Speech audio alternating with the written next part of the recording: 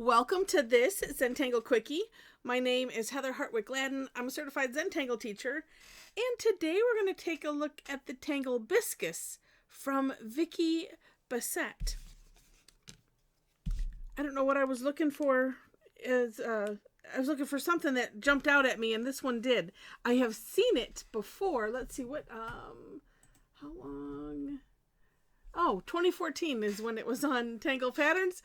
So I've seen it a bit and just decided, hey, let's take a look at this. All right. It starts off with a square in the middle of wherever you want it. And now, we're going to do triangles, essentially. I mean, really, it's 3 straight lines if we're going to speak in Zentangle elemental stroke language. But interestingly, you do it however you want to. And I always like to share different ways to do it because we all work differently and think differently and all of that kind of thing. And it's interesting because on Vicki's step out, she has some arrows as to, what direction she's recommending to do this next step. And I'm looking at it and my brain immediately went opposite. So it helped me prove my point to myself that, no, you know what? Everybody works different. Through videos like this, we can talk through it, which is easier than when it's just on paper. You have, I don't know, I'd have a book for each tangle because, just kidding. Well, maybe. All right, so to do this triangle, here's where I thought it would work best. So just pick a side, any side, and I'm gonna do the takeoff and sort of land, mostly the takeoff and land, and trace over this side and extend just a little bit. Okay. Then from here, I'm going to come up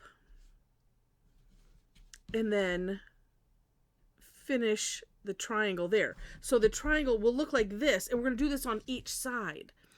If it works better for you, because she has it going like this, my logic says, well, 2 things. One, I can control how far I extend that line. I can also easily control how tall the triangle is, and then have it meet, with that final slope. That's my thinking. You do what works for you, but here's what Vicki had us going: the slope first. So she had an arrow going up, down, and then over. Again, whatever works for you. I highly recommend, though, turning the tile, do the same thing over again. I'm going to try to make these a little bit, the triangles a little bit taller than I did in my step out. It looks neat the way I did it, but I want to try it a little bit different. But yeah, this way, if you can, control as much as possible. Okay, yeah, it's getting bigger and bigger as I go. Ooh, but that would be neat too. I'll try to do that, and then I'll have them be all exactly the same size. When I don't want it, when I want them the same size, then they go different. Okay, but it's a good thing this is Zentangle, and it doesn't matter. All right, so then you have something like this. Well, after this, we're just going to essentially do the same thing. The trick is we're starting on a slope. So what I did was just, and again, with the takeoff and land concept, tracing over a little bit of this line and extending it further. And of course, you decide how much further you want to go. But I'm keeping it in this direction because what I want to do is have this line still go, still be straight like that. So it's a little bit different triangle, a little bit different slope too, but it's all right. Like that. Okay. And then same thing, turn it so it makes sense for you. And then you also, if you work to extend it the same distance, that will help. And if I could do a straight line coming off, well, no, it's still, in the end, it'll all look okay. It'll all be fine. If I could just keep this here straight. Okay. And this is what I've had to do, is turn it this way so I can make my line where with my hand comfortable, and then turn it this way so I can see this line and have it, going in the same direction. Then all these little twists of the paper. Let me move this here. There we go. Since I'm apparently liking to work in my lap. All right. And then really all that, whoops, well, that went quite far. Oh well. From here, you just keep going around as long as you want to. Now, one thing I noticed, and I didn't put it in my version of the step out because I think the last step that Vicki has in hers, I think it's just extra. Well, no, I don't know. It could be extra lines. It could be imagining that it's extending out way past this. I don't know. I left them off on mine because I kind of like it this way, personally. But that's why I also link to the creator of the Tangle, so that way you can see for yourself and decide for yourself what you want to do. Maybe you have, some other way you want to play with this. Yeah, I definitely, next time, I need to make them a little bit thicker. Now, in the description section, you will find a link to the step out. In the write-up, Linda mentions there's another tangle, and I, honestly, this is so bad. Wait, I can probably look really quick. Yeah, I haven't done it. So Linda mentions that she has two related tangle patterns that she, posted. Must have been, one right after another or something. Showgirl, if you're familiar with that one, it's similar to this, but it's done with like flux type shapes with more curved lines. So I thought, well, I have seen that one. I have not done that one yet, so that's going to have to be on the list. But I see, can I? No, I could go one more on some. But see, that's where, like this, it's like you can extend it out. Okay, pretend we're going up here, and then, okay, here's the other part. And, okay, we're going to extend this one off. And then you could just kind of keep going with the lines. And that's what I think that Vicki was doing.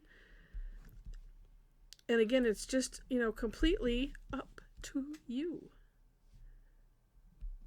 Actually, this is good for, when your stuff is not exactly square on, and now you don't even know. Could have fun. Oh, maybe we'll do that with the pencil. Oh, yes. Okay. Speaking of pencil, shading time. And the other advantage to doing them thicker is you have a little bit more room for the shading. All right. Let's do, okay, looking at it. You know what's so funny is when I'm looking at it this way, I see these is all kind of tucked under one another, sort of. But it depends on how you're looking at it, because every direction it's different. So let's see. Let me do this. I'm going to put it on the inside. I think I have enough room for these. Oh yeah, then I can do all of them. Let's try just this one first and see what happens. We'll see what happens. I'm going to do it on all the other ones anyway, because, once you do it, you do it. And I'm using my scooch motion, which is just not a back and forth, like an up and down. Oh, yes. Now, I have a bunch. Let's see what's left over on here. I have been using this quite a bit today. Look at all that. Every once in a while, good idea. Use what's left on your Tortillion. It helps to avoid the graphite remorse, because if I had kept going, at some point, it would have been like, where is all that coming from? It's so dark. Okay. Trying to keep it thin. Although, you know, one advantage too, it's like, okay, we'll put the graphite on. I can use the Tortillion lightly, like I did on the first one, because when you are scraping, you know, you're using what's left, you are pressing with a little bit more, pressing a little bit harder. Even though it's not necessarily hard at all, but see here how I'm getting that gradient where here I didn't, and I need to have some of it is just actually having the graphite there in concentration, I guess I could say. Ooh, even just like that. I don't really have to, I'm just going to very carefully. Didn't have to really do much because it just, you know, gave it that little bit of extra dimension. Okay.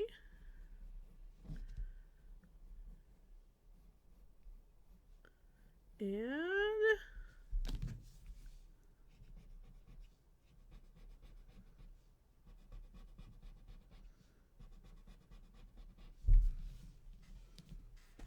look at that. Neat. And then you could do something like, I'm just going to put some, there we go. Just put a little graphite on half of it. Now, here's what I mentioned. Because there is a tangle enhancer where just using the pencil. So let's have fun with that. So we'll pretend like, okay, we're continuing this out. Ooh, but you know what? Oh no, I guess if I was continuing that, I might be doing it like this. I'm just trying to think, where would those lines be going to? Actually, as you can see right now, I'm not worrying about it.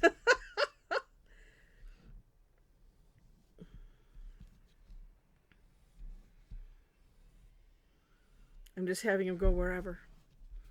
Okay, I probably should put those back in. It's kind of like a decoration.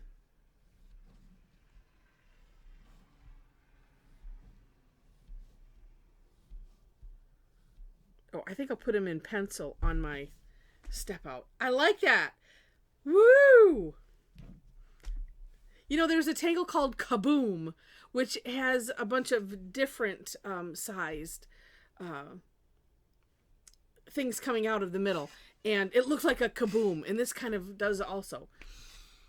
Very neat. Love it. And I hope you liked it as well. If you did, would love it if you click on the like button. And if you liked it enough to see more, would love to have you be a subscriber to the channel. I mentioned the description section where you will find links to the step outs as well as ways to connect with me and other resources if you wish. So below the links with the step outs, you will find my link tree. You have then a link to my website where you can follow my blog, Facebook page where you can follow me there. And if you're on Facebook and you'd like to hang out with some, well, I'd say mildly crazy, but absolutely wonderful people, our Tangle Addicts community group. It's a private group. There are 4 questions that you have to answer in order to gain entry. But we would love to have you. It just extends the fun that we have in the classes and the sessions.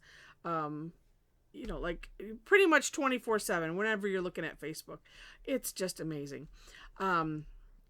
There are other resources there. If you are interested in classes, again, you'll find the lists of what I do in the categories, the things that we've done on the classes. You click on the classes link in the menu. If you're interested in any of the replays, you should, and if a link doesn't work, please let me know. But I always save all of the replays. People can purchase access to them, or come join us the next time it's live. And a lot of the classes are free. Some of them are paid. The free ones are Tough Tangle Tuesday, which is the 3rd Tuesday of the month, and then Tangle Time, which is every Thursday. And actually, both of them, I do 2 sessions in the day. So you can come to the AM and the PM, or one or the other. Some come to both, and it's so much fun. All right.